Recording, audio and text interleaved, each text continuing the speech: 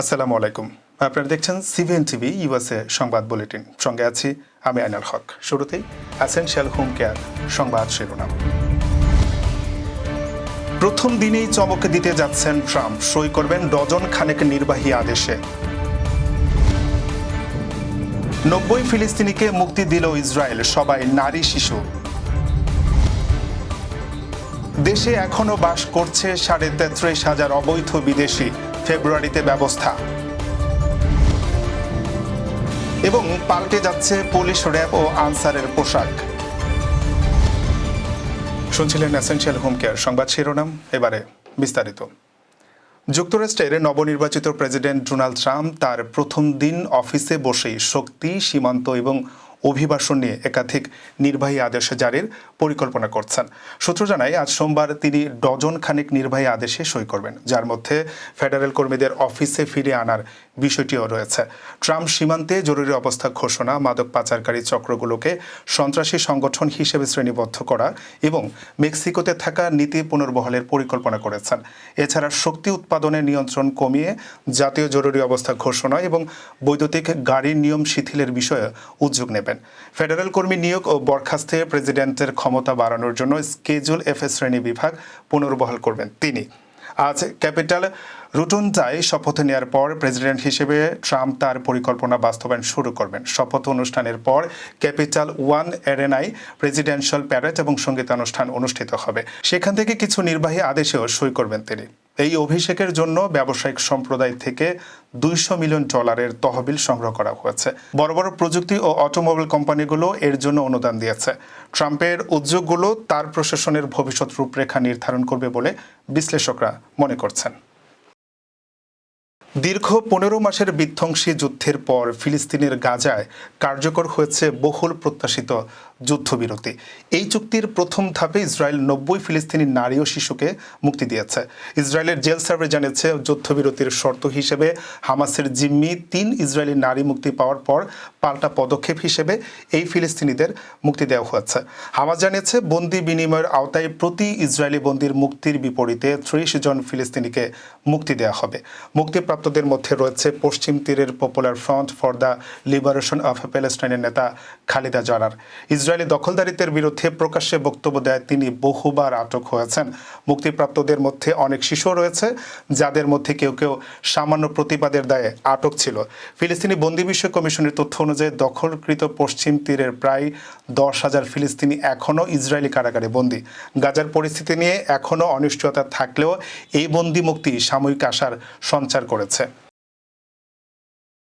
বাংলাদেশে এখনও 33,648 জন অবৈধ বিদেশি বসবাস করছেন বলে জানিয়েছেন স্বরাষ্ট্র উপদেষ্টা মোহাম্মদ জাহাঙ্গীর আলম চৌধুরী। আগামী ফেব্রুয়ারি থেকে তাদের বিরুদ্ধে ব্যবস্থা নেওয়া হবে বলেও জানিয়েছেন তিনি। সোমবার সচিবালয়ে আইনশৃঙ্খলা সংক্রান্ত উপদেষ্টা কমিটির বৈঠক শেষে উপদেষ্টা সাংবাদিকদের এ কথা জানান।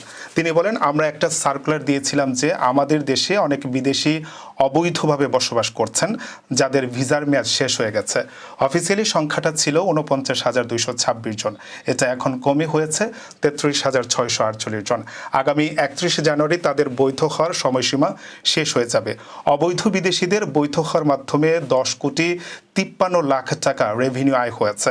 উপদেষ্টা বলেন, অনেক অবৈধ বিদেশি চলে যাচ্ছেন। যারা অবৈধভাবে আছে, আগামী 31 জানুয়ারির পর আমরা তাদের বিরুদ্ধে আইনানুগ ব্যবস্থা নেব। তিনি আরো বলেন, যারা তাদের কর্মসংস্থানের ব্যবস্থা করে দিচ্ছে, বিদেশিদের কাজ দিতে হলে একটা অনুমতি নিতে হয়। যদি তার অনুমতি না নিয়ে থাকে, যে সংস্থা তাদের কাজ দিয়েছে তাদের বিরুদ্ধেও ব্যবস্থা নেওয়ার কথা বলেন জাহাঙ্গীর আলম চৌধুরী। আওয়ামী লীগ সরকারের পতনের পর পরিবর্তিত পরিস্থিতিতে পুলিশ বাহিনীর সংস্কার সহ তাদের পোশাক পরিবর্তনের দাবি ওঠে। শেষ পর্যন্ত পুলিশ, র্যাব ও আনসার সদস্যদের নতুন পোশাক চূড়ান্ত করা হয়েছে। সোমবার সচিবালয়ে স্বরাষ্ট্র মন্ত্রণালয়ের সম্মেলন কক্ষে আইনশৃঙ্খলা সংক্রান্ত উপদেষ্টা কমিটির সভায় এই সিদ্ধান্ত নেওয়া হয়। বৈঠকে 18 ধরনের পোশাকের ট্রায়াল দেওয়া হয়। প্রাথমিকভাবে 5 রঙের 5টি পোশাক নির্ধারণ করা হয়। পরে সেই 5টি থেকে 3টি পোশাক নির্বাচন করে কমিটি। সভায় এই সময় বিজেপিকে সাউন্ড গ্রেনেড ও টিয়ার শেল কেনার অনুমোদন দেওয়া হয়। পুলিশের পোশাকের রং আয়রন, র্যাবের পোশাকের রং গ্রিন অলিভ, আনসারের পোশাকের রং গোল্ডেন হোয়াইট বলে স্বরাষ্ট্র মন্ত্রণালয় থেকে জানানো হয়েছে। এর আগে গত 11ই আগস্ট পুলিশের ইউনিফর্ম ও লোগো পরিবর্তন করা হবে বলে জানিয়েছিলেন অন্তর্বর্তী সরকারের সাবেক স্বরাষ্ট্র উপদেষ্টা ব্রিগেডিয়ার জেনারেল অবসরপ্রাপ্ত এম সাখাওয়াত হোসেন। কেন পোশাক পরিবর্তনের সিদ্ধান্ত নেওয়া হলো এই বিষয়ে উপদেষ্টা বলেন, পোশাকের সঙ্গে সঙ্গে সবারই মন মানসিকতার সবকিছু পরিবর্তন হতে হবে। আপনারা সাংবাদিকরা একটা ক্ষেত্রে সবচেয়ে বেশি জোর দেবেন, সেটা হলো দুর্নীতি। দেশ থেকে যদি দুর্নীতি দূর করতে পারেন তবে অনেক সমস্যারই সমাধান হয়ে যাবে। পোশাক পরিবর্তনের ক্ষেত্রে বড় ধরনের অর্থের প্রয়োজন হবে না জানিয়ে উপদেষ্টা বলেন, পোশাক যখন দেয়া হচ্ছে এভাবে আস্তে আস্তে আমরা দিয়ে দেব, যেন বড় ধরনের সমস্যা না হয়। এবারে কর্ণফুলী ইনকাম ট্যাক্স সংবাদ শিরোনাম। যুক্তরাষ্ট্রের সম্মাননা পেলেন 7 সাংবাদিক এবং বারি গ্রুপের কার্যালয়ে হ্যামট্রামেক সিটির মেয়র আমির গালিব। আবারও স্বাগত সিবিএন টিভি ইউএসএ সংবাদ বুলেটিনে। শুনছিলেন কর্ণফুলী ইনকাম ট্যাক্স সংবাদ শিরোনাম। এবারে বিস্তারিত। যুক্তরাষ্ট্রে কর্মরত বিভিন্ন দেশের 7 সাংবাদিককে সম্মাননা দিয়েছে নেপালের গণমাধ্যম ত্রিভেণী টাইমস। বাংলাদেশের লাভলু আনসার সহ সম্মাননাপ্রাপ্ত অন্য সাংবাদিকরা হলেন ভারতের হারপ্রীত সিং চোর, নেপালের সম্রাট কার্কি, চীনের ইউইজিন, পাকিস্তানের মঞ্জুর হোসেন, নেপালের মনোজ বাসেদ ও ফিলিপাইনের ডেভ লাভেন্স। পত্রিকাটির প্রকাশনার বর্ষপূর্তি উপলক্ষে শনিবার দুপুরে নিউ ইয়র্ক সিটির কুইন্স লাইব্রেরি মিলনায়তনে এই আয়োজন করেন তারা। সাংবাদিকদের হাতে সম্মাননা তুলে দেন ত্রিভেণী টাইমসের সম্পাদক খান লাল ভাট্টা ও নির্বাহী সম্পাদক নবরাজ কেসি। অনুষ্ঠানে কংগ্রেস ওমেন গ্রেস ম্যাগের কংগ্রেশনাল প্রোক্লেমেশন এবং স্টেট অ্যাসেম্বলি ওমেন জেনিফার রাজকুমারের দেওয়া আনসাং হিরো সনদ ছাড়াও কুইন্স বড় প্রেসিডেন্টের সম্মাননা সনদ দেওয়া হয় সাংবাদিকদের। অনুষ্ঠানে বক্তব্য দেন ডেমোক্রেটিক পার্টির ডিস্ট্রিক্ট লিডার দিলীপ নাথ। অনুষ্ঠানে নবরাজ কেসি বলেন, শুরু হওয়া এই যাত্রা অব্যাহত থাকবে এবং এই আয়োজনের সব কমিউনিটির অকুণ্ঠ সমর্থনের ব্যাপারটি আমাদের অভিভূত ও উৎসাহিত করেছে। যুক্তরাষ্ট্রে বারি গ্রুপের প্রধান নির্বাহী কর্মকর্তা আসিফ বারির সাথে সৌজন্য সাক্ষাৎ করেছেন মিশিগান রাজ্যের হ্যামট্রামেক শহরের মেয়র আমির গালিব বারি। বৃহস্পতিবার নিউ ইয়র্কে বারি গ্রুপের প্রধান কার্যালয়ে এই সাক্ষাৎ পর্ব অনুষ্ঠিত হয়। কার্যালয়ে আসলে আমির গালিবকে ফুলের শুভেচ্ছা জানান আসিফ বারি।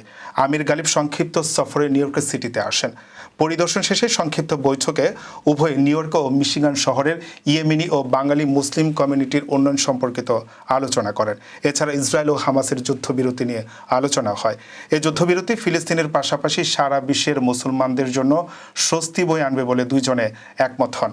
বৈঠকে উপস্থিত ছিলেন হ্যামট্রামেকের পুলিশ প্রধান জামেল আল তাহেরি, বারি গ্রুপের ব্যবস্থাপনা পরিচালক সাইফুল ইসলাম, ব্লু গ্রিন ইন্স্যুরেন্সের সিইও মফিজুর রহমান, শাহ গ্রুপের সিইও শাহজে চৌধুরী।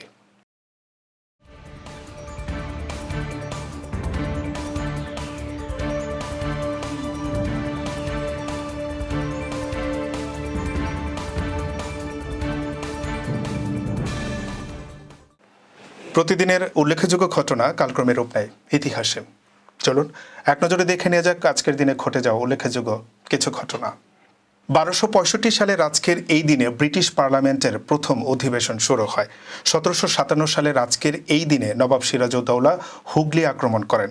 1817 সালের আজকের এই দিনে কলকাতায় হিন্দু কলেজ স্থাপিত হয়। 1870 সালের আজকের এই দিনে বেঙ্গলি গেজেট প্রথম প্রকাশ হয়। দর্শক, এই ছিল সিবিএন টিভি ইউএসএ সংবাদ বুলেটিনে। শেষ করছি। পরবর্তী বুলেটিন দেখার আমন্ত্রণ জানিয়ে এতক্ষণ সাথে থাকার জন্য ধন্যবাদ সবাইকে।